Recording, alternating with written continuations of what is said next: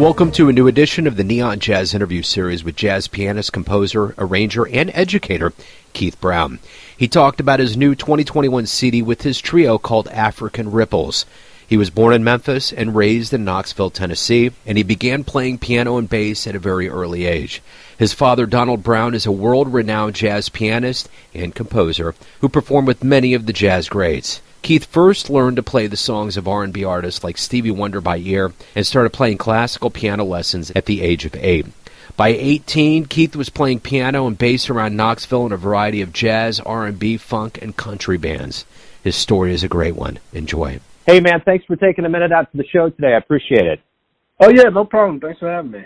You bet, man. So, first and foremost, your newest album with your trio, African Ripples, I want to know, it's coming out on the tail end of this pandemic, and we've been through quite a time over the last year and a half. No live music, lots of things have really, been against the musician. How does it feel to have an album that's coming out now during kind of the revival of live music? And it's one of the few ways that you can actually directly communicate with the fans, which you haven't been able to for a while. I mean, it's always good to have a chance to, put out your work and your voice and have people, respond to it and appreciate. And I think that it's during this time, even though there haven't been as many live performances, so many musicians have used this opportunity to write and record. And, I know that, just a lot of people that I know, there's been so much great music released during this entire time. So like you said, especially getting towards the tail end of it, hopefully it's nice to put something out and hope that you get some chances to actually get out and perform and connect with people in person again more. It sounds like a pretty personal document. There's a lot of emotion that goes through this album. Talk to me a little bit about how you feel about this recording and kind of how you want the audience to take this recording. I guess just thinking about, different personal experiences that I've had in the past and even, just currently, just how those past things lead you up to who you are now and how it's, I guess even who you are now, that should never be a stopping point, but that should be a ever-going evolution to who you are and looking forward to, just doing more and learning more and having different experiences with each other. So that's kind of a lot of what the album is just kind of about. Like I said, how those past things lead you up to now. And I like to think that, everyone has their own unique personal experiences, but then when you look at them, you realize how much everyone's personal experiences can be similar in a way. So, I feel like even though I may approach it from how I was raised and, coming up as a black musician, I feel like that's one thing, but it's still going to be connected in some ways to everybody's own experience. So I hope that people can see my experience through the music, but also see how the music may reflect some of their experience too. So you were born in Memphis, raised in Knoxville. Talk to me a little bit about how you got the seeds of music and more specifically jazz. Yeah, so, of course, my father is a great pianist, composer, Donald Brown. And I think that, just coming through him, even though I was raised in Knoxville, I feel like my primary musical influences come from a lot of, that Memphis sound and those Memphis pianists like my pops and James Williams, Harold Mayburn. I know Mugg isn't from Memphis, but, he's kind of lumped in there with those guys. So yeah, I think that just, even though I wasn't always into the jazz portion of music, I feel like just growing up in that environment has always, just been in, in the back of my mind, in the back of my spirit, no matter what it is. So was it a foregone conclusion that you were going to always be a musician, or did you have any other desires? Well, no, initially, me and my older brothers, we were, of course, into hip-hop and, rapping when we were younger. So initially my thought was that if I was going to be doing music, I was going to be doing more of that side of them, but outside of things. But also when I was young, I played basketball all through middle school and high school, and that was kind of my thought, is that maybe I'd try to, do something with basketball. But yeah, so I knew I'd always be involved with music, but it was never, back then it wasn't necessarily the first priority. But I'd say right around the time that I graduated high school, like I always played the piano some and, would make tracks and, produce stuff with my brothers. But around that time is when I really kind of started getting with my pops and was like, I started listening to more jazz music and was kind of getting more interested in that, and kind of started to sit down with him more and have him kind of show me some stuff. What was the first live jazz show you ever saw that really made you think, man, that's wondrous?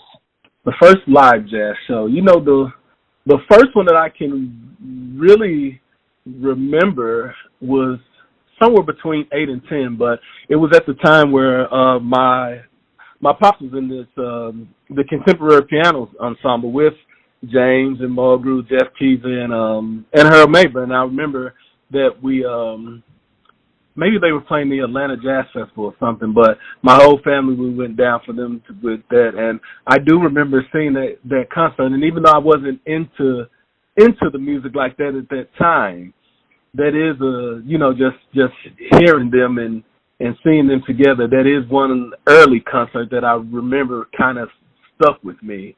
And my pops would kind of teach me some of the music that they were doing at that time, so I knew a few of the songs they were playing. And that one was definitely one that kind of stuck with me. So, the one thing about this last year is that it's been a big period, a big reflective period for people to figure things out, slow down. What did you learn about yourself that's going to make you stronger when you reemerge to the live stage? Oh, wow. There's so much, I think that just really, for me, one thing that's been important, I've been trying to just, like you said, slow down, take more time to just read some books and do different stuff. And I think that just some things I'm discovering about myself is just really, just taking life moment to moment a little bit more. I think that, before the pandemic, you're so caught up in playing gigs and getting to this tour and that tour and just on to the next thing that, it just kind of gave me a chance to really slow down again and just appreciate every moment for what it is. Like, it doesn't matter if I'm just, sitting down to read a book, or if I'm sitting down to relax, just like really not worrying about other stuff, just saying, hey, if I'm going to sit here and relax, I'm going to sit here and relax. Don't think about nothing else, or I'm going to enjoy this book while I'm in it and not worry about anything else. Being right here doing this interview with you, just appreciating every moment for what it is. I'm sure you've been surrounded by really good education, good teachers, but what's been some of the best advice that you've ever gotten that you think about on a regular basis? One of the best things, I think, and it kind of goes along with what I was just saying, is that somebody once told me to, make time for the music and be serious about the music. Give it all that you can, and love it. But to make sure that you take time to live your life and to, just be a person and appreciate that, because so much of what you play, outside of the notes, your life and your experience is what you're playing on that instrument. So it's important just to make sure that you take some time and just be a human being and live your life. So every day you wake up, you get to create, you get to make music. What is the best part of being a professional musician?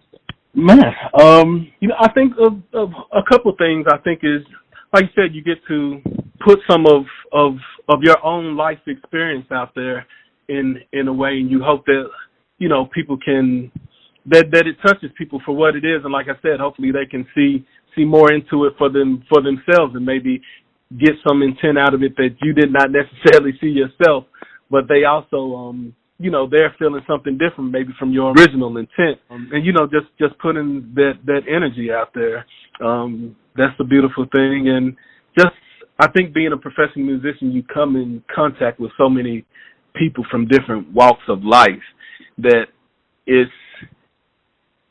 it makes it easier to just kind of open your mind and be ready to hear somebody else's perspective. So I think that it's naturally a way that you're going to keep growing as a human being as well as a musician, just because you get the chance to experience so many people, different people and different cultures and whatnot.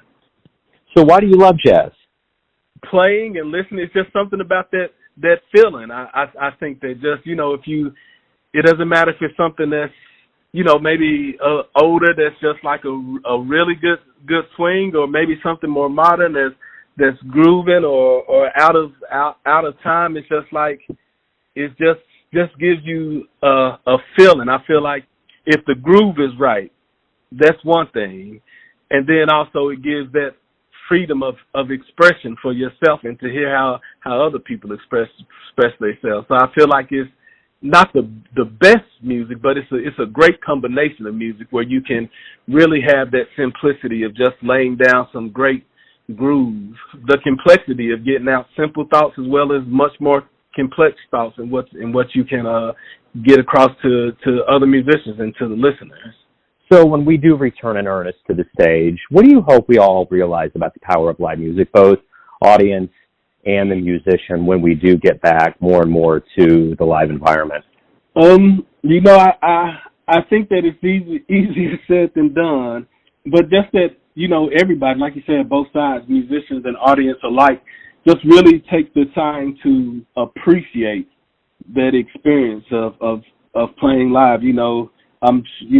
So many musicians were doing some of these live streams and whatnot over this pandemic period, and it's like, you still hear incredible musicians and playing a lot of incredible music, but I feel like there's, it's still a part that's missing with the performance when there's not a audience there. And the same thing is, if I'm watching the live stream, it's still something different than actually being there. So I think that, hopefully people on both sides will really start to really appreciate and that experience and that connection of attending any jazz or whatever it is that you like, any live performance, but really appreciating it.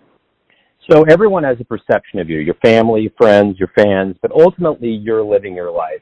Who do you think you are? Wow.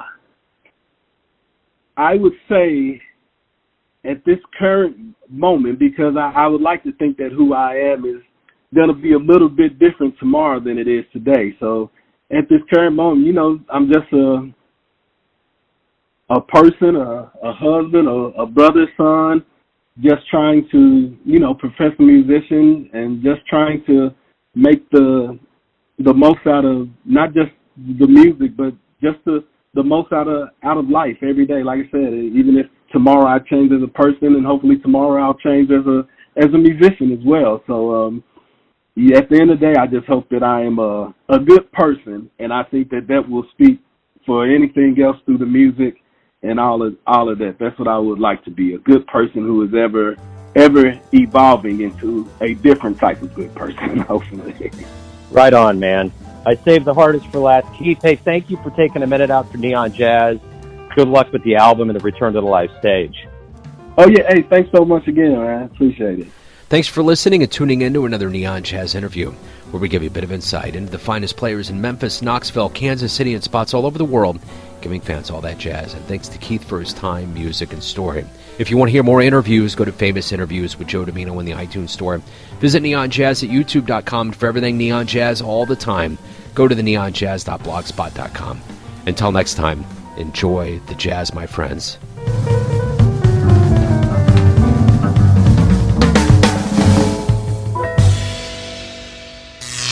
Neon Jazz.